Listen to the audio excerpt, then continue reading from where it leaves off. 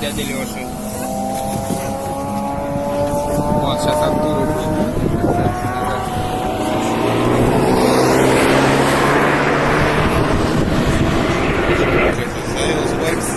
Винит сильно его.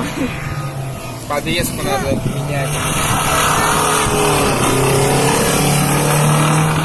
Подожди, что это за звук такой? А здесь что-то капало вообще, по-моему.